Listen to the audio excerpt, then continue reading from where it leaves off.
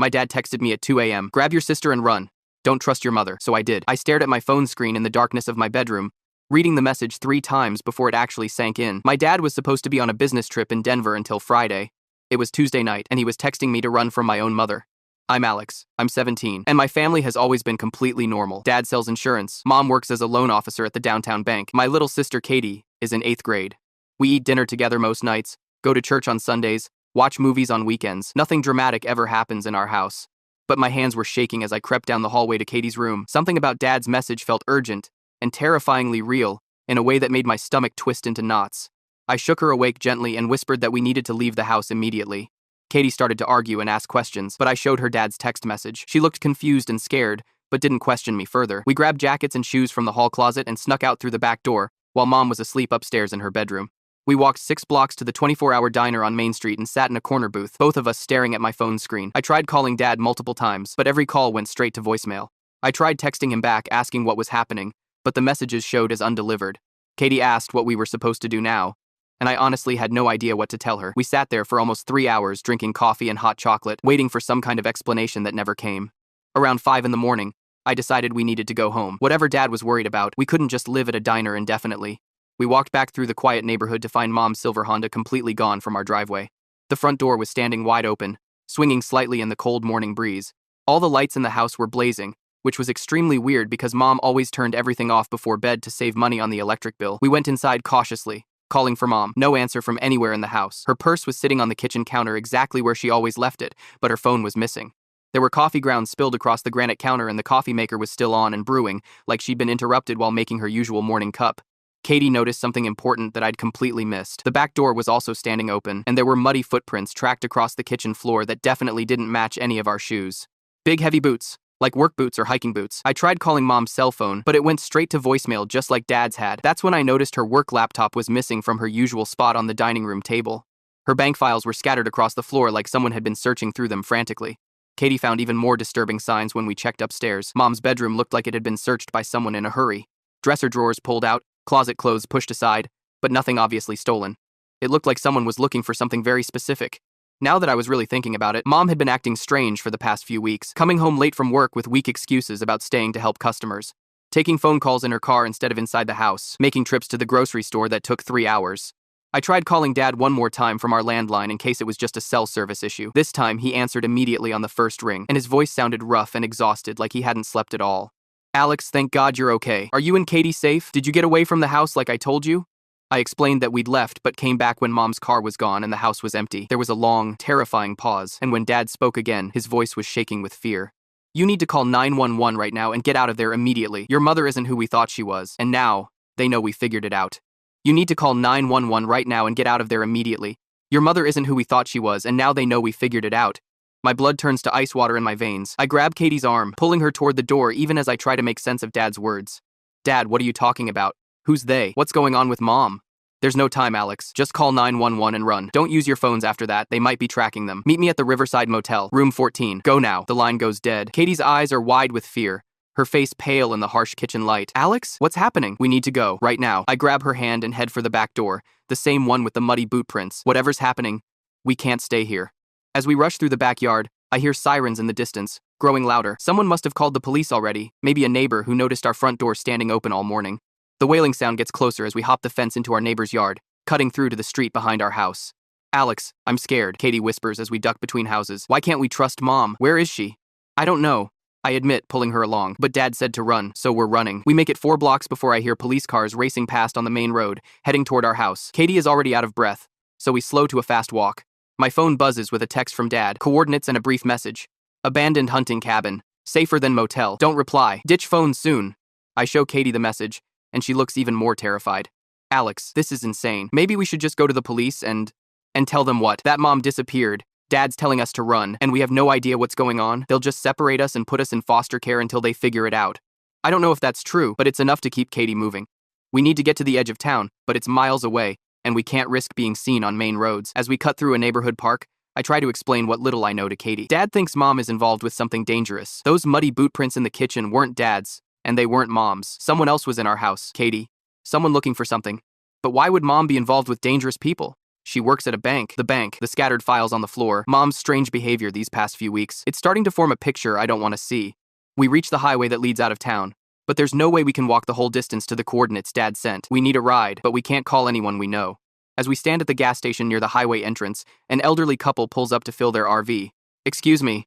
I approach them with my most innocent smile. My sister and I missed the bus to visit our grandma in Millerton. Is there any chance you're heading that way? We could pay for gas. The woman looks sympathetic. Her husband skeptical. We're not going all the way to Millerton, but we can take you as far as Oak Ridge. It's not the direction we need, but it gets us out of town and buys us time.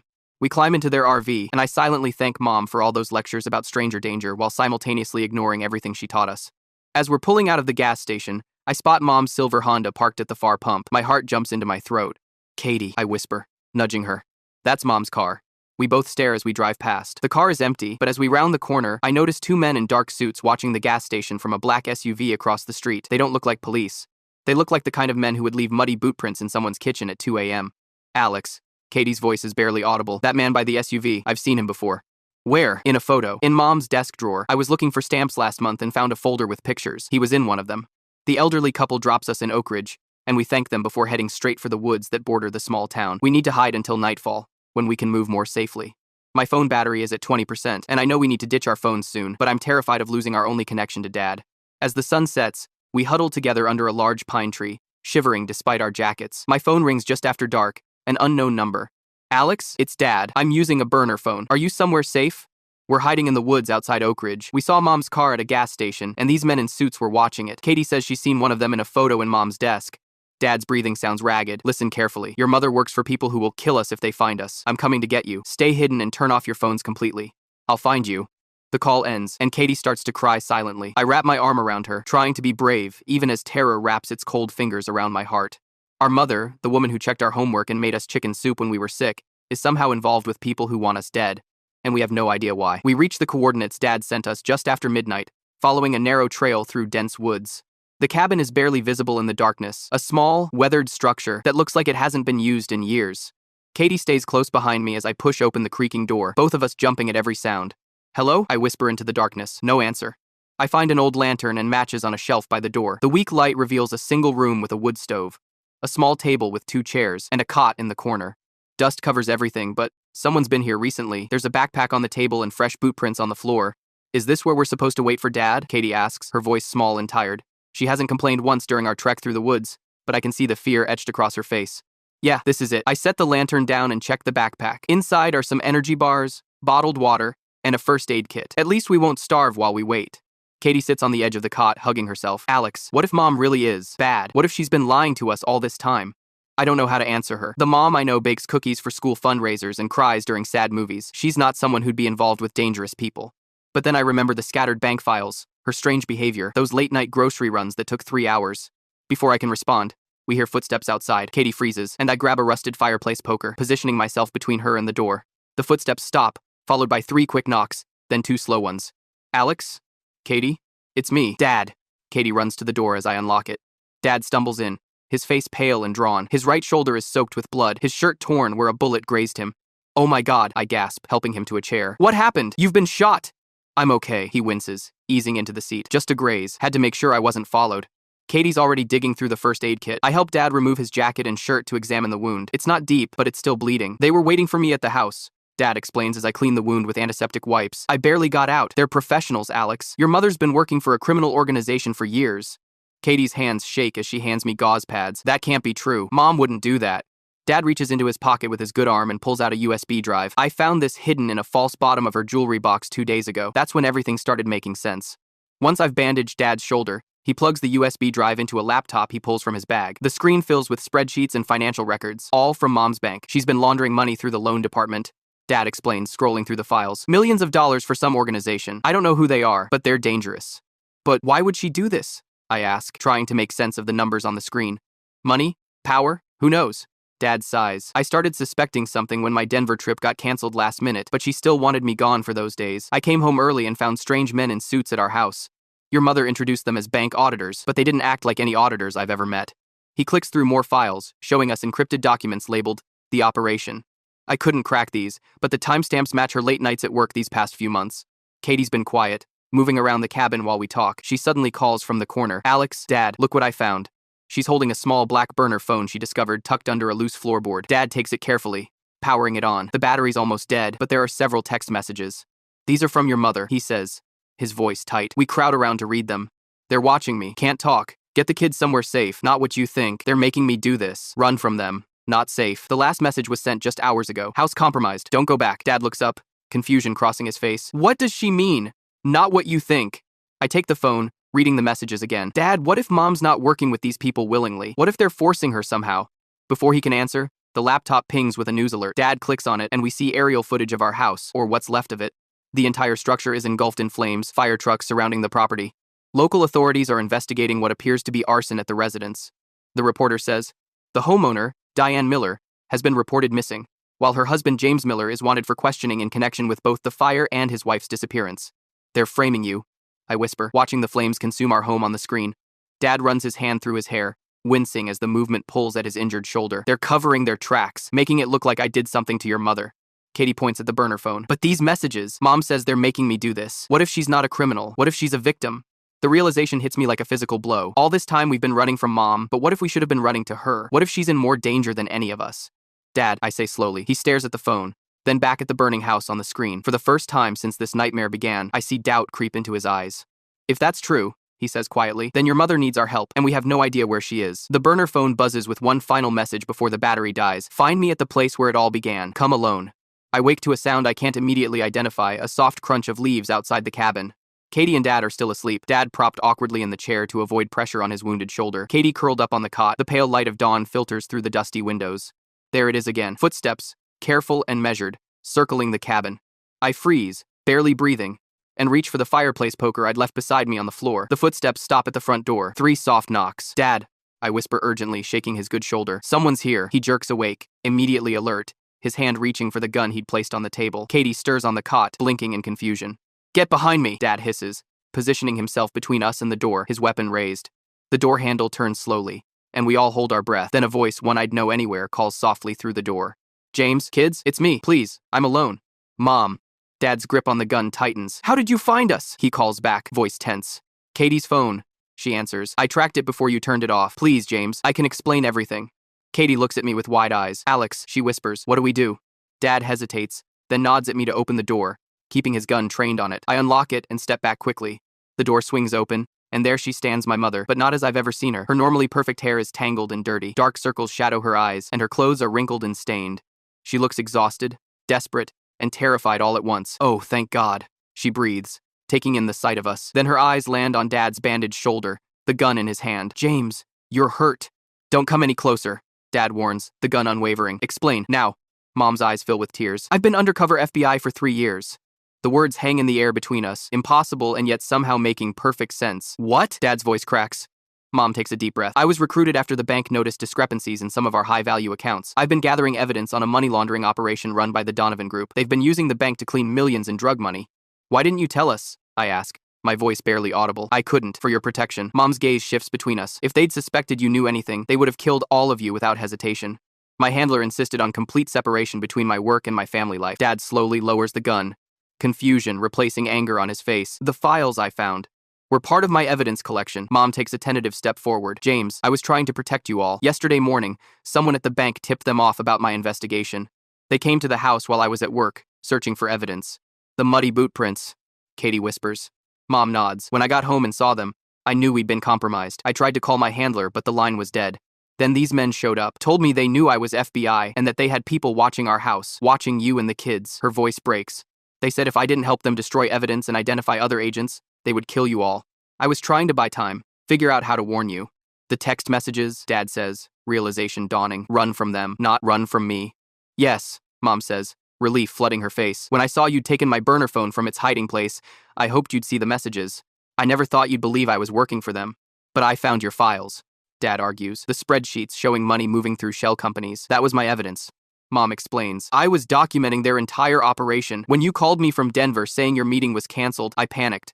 I'd scheduled a meeting with my handler for that day, and I couldn't have you coming home early." The pieces are falling into place. Katie moves toward Mom, but Dad puts out his arm, still not fully convinced. "If you're really FBI, prove it." Mom reaches slowly into her pocket and pulls out a badge, handing it to Dad. He examines it, then looks up at her, his expression softening. "Why didn't you trust me enough to tell me?" he asks, his voice raw with hurt. It wasn't about trust, Mom says. It was protocol. The fewer people who knew, the safer everyone would be. I never imagined it would fall apart like this. I step forward. So what happens now? Before Mom can answer, her phone buzzes. She glances at it, her face paling. They found us. We have about 5 minutes. Who? Dad demands, raising the gun again. The Donovan Group. They must have followed me. She turns to us, urgency in every line of her body. My handler and his team are on their way, but we need to hide until they get here. Dad's eyes narrow. How do we know this isn't a trap? James, Mom says, her voice breaking. I have never lied about loving you and our children. Everything else, the secrets, the late nights, that was the lie. Please, we don't have time for this. A tense moment passes between them. Years of trust tested in seconds. Then Dad nods. There's a cellar, he says, moving toward the wood stove. He pushes it aside, revealing a trapdoor. I found it last night while you were sleeping. We help Dad move the heavy stove, then lift the trapdoor. A narrow ladder descends into darkness. Mom goes first, then Katie. I follow, with Dad coming last, pulling the trapdoor closed above us. The cellar is small and damp, with dirt walls and a low ceiling. Dad clicks on a flashlight, casting eerie shadows around us. We huddle together in the cramped space, hardly daring to breathe. Above us, the cabin door crashes open. Heavy footsteps move across the floor, followed by low voices. Check everywhere. They can't have gone far. Katie buries her face against Mom's shoulder, and Mom holds her tightly, stroking her hair. Dad positions himself at the bottom of the ladder, gun ready, while I press myself against the dirt wall, heart hammering so loudly I'm certain they'll hear it.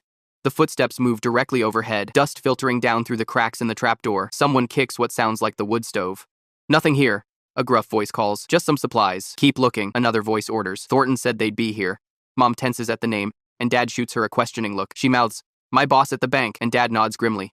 More footsteps. More searching. Minutes stretch into what feels like hours as we remain frozen in our hiding place. Then, suddenly, the sound of car engines outside, doors slamming, shouted commands.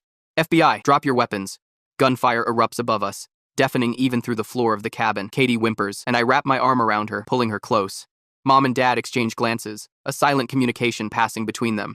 The firefight is brief but intense, then silence falls, broken only by footsteps and voices giving orders. Clear. Secure the perimeter. Agent Miller? Diane Miller? Are you here? Mom's head snaps up at her name. That's my handler, she whispers. She moves toward the ladder, but Dad stops her. Wait, he says. It could still be a trap. Mom hesitates, then calls up. Authentication code Echo 79 Bravo. A pause, then. Confirmed, Agent Miller. Area secure. Dad slowly lowers his gun, nodding at Mom. She climbs the ladder and pushes open the trapdoor. Light floods the cellar as we follow her up into the cabin. The interior is a disaster, furniture overturned, windows shattered, bullet holes peppering the walls. Standing in the center is a tall man in a bulletproof vest, with FBI emblazoned across the chest. Several agents secure men in dark suits, handcuffing them and leading them outside. Agent Miller, the man says, relief evident in his voice. When we lost contact, we feared the worst. Agent Reeves, Mom acknowledges. This is my family, my husband James, my children Alex and Katie. Reeves nods at us. Your mother is one of our best undercover operatives. She's been instrumental in building a case against one of the largest money laundering operations on the East Coast. Dad looks at Mom with new eyes, pride, confusion, and hurt all mingled together. You could have told me, he says quietly. I wanted to, she replies, taking his hand. Every day for 3 years, I wanted to. Outside, more vehicles arrive. Agent Reeves approaches us again. We need to get you all to a secure location. The Donovan Group still has people out there, and you're all witnesses now. As we're escorted to a black SUV, I look back at the cabin, at the armed men being loaded into separate vehicles, at the forest that hid us for a night.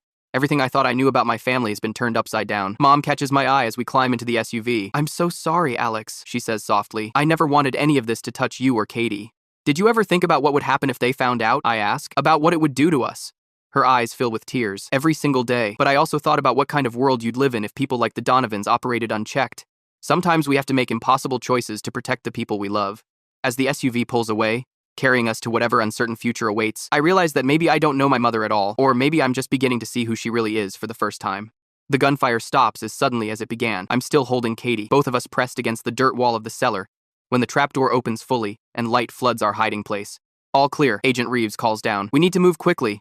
Outside the cabin, the morning sun illuminates a scene that feels ripped from an action movie rather than our actual lives.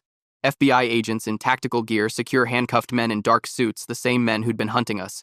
Mom walks beside Agent Reeves, speaking rapidly as Dad follows with his arm protectively around Katie. I trail behind, still trying to process everything that's happened in the last 24 hours. The operation's been compromised at every level, Reeves tells Mom as we approach a line of black SUVs. Thornton gave up your identity yesterday morning. We've been trying to locate you since then. Thornton? I ask, remembering Mom's boss at the bank. He was part of this? Mom turns to me, her expression grim. He was their inside man at the bank. He's been helping the Donovan Group launder money for years. We're ushered into separate vehicles, Mom and Dad in one, Katie and I in another, with a female agent who introduces herself as Agent Chen. As we pull away from the cabin, I watch the place where our world turned upside down shrink in the rear window. Where are we going? Katie asks, her voice small. A secure facility, Agent Chen answers. You'll be safe there until we can arrange more permanent protection. Permanent protection? I echo. What does that mean? Chen glances at me in the rearview mirror. Witness protection. Most likely. Your mother's operation has exposed one of the largest money laundering networks on the East Coast. The people involved won't stop coming after you. Katie's hand finds mine, squeezing tightly. I try to look reassuring, but inside I'm reeling. Witness protection. New names, new home, new lives. Everything and everyone we've ever known gone. The secure facility turns out to be a nondescript government building outside the city. We're reunited with Mom and Dad in a conference room with no windows and too bright fluorescent lighting. Dad's shoulder has been properly treated by a doctor, and he sits with his arm in a sling, looking exhausted but alert. I've just been briefed on the full scope of your mother's operation, he tells us as we sit down. 3 years of undercover work. She's taken down the entire network. Mom looks uncomfortable with the praise. It wasn't supposed to end like this. My cover should have held for another month until the grand jury convened. What happens now? I ask. Agent Reeves enters with several folders. Now we keep you safe. The Donovan Group still has operatives we haven't identified. Until we can guarantee your security, you'll be entering witness protection. For how long? Katie asks. 6 months, minimum, Reeves says. Possibly longer, depending on how the trials progress. 6 months, half a year of our lives, gone. I think about my friends, my school, the college applications I was working on, all of it suspended indefinitely. You'll be relocated to Colorado, Reeves continues, opening one of the folders. New identities, new background stories. You'll need to memorize everything in these files. Dad takes the folder, flipping through pages of our new lives. I'll be running an insurance office? Similar to your current profession. To make the transition easier, Reeves explains, Mrs. Miller will be teaching economics at the local high school. Mom nods, but I can see the regret in her eyes. 3 years of deception, and now we're all paying the price. What about school? I ask. I'm supposed to graduate this year. You'll be enrolled in the local high school, Reeves says. Your transcripts will be transferred under your new name. Your sister will attend the middle school in the same district. The next few days pass in a blur of briefings, preparations, and goodbyes to a life we can no longer live. We're not allowed to contact anyone, not even to let them know we're safe. As far as the world is concerned, our house burned down under suspicious circumstances, and we've disappeared. 6 weeks later, we're the Anderson family in a small town nestled against the Rocky Mountains. Dad, now Robert Anderson, runs a small insurance agency in town. Mom Sarah Anderson teaches economics at the high school I attend as Michael Anderson. Katie, now Emma, has joined the middle school soccer team and seems to be adapting better than any of us. I struggle the most. Every friendship feels hollow when built on lies. I can't tell anyone who I really am, or why we moved here. I keep to myself, earning a reputation as the quiet new kid with trust issues. Which, to be fair, is completely accurate. It won't be forever.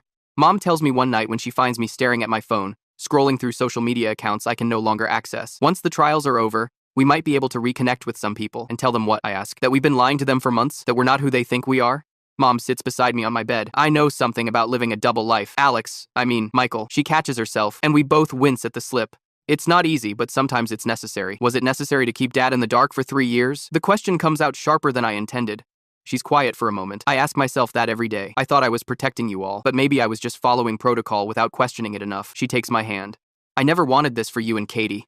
I know. I sigh. I just miss everything. 4 months into our new lives, the trials begin. We watch news coverage from afar as the leaders of the Donovan Group face charges of money laundering, racketeering, and conspiracy.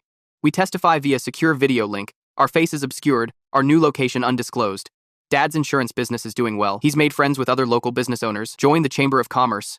Mom has become a favorite teacher at the high school, her real-world experience making her economics classes unusually engaging. Katie Emma is thriving on her soccer team, making friends easily in that way that has always amazed me. And me? I'm slowly finding my footing. I joined the school newspaper, channeling my frustration into writing stories I can control, even if I can't control my own. I've made a few friends who don't push when I deflect questions about my past.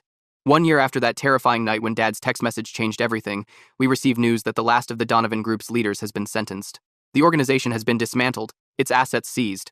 Agent Reeves visits us in Colorado to deliver the news personally. You're still safer, maintaining your new identities, he tells us, but the immediate threat has passed. You can begin contacting extended family again, carefully. That night, Dad makes a call to his brother, our first connection to our old life in over a year.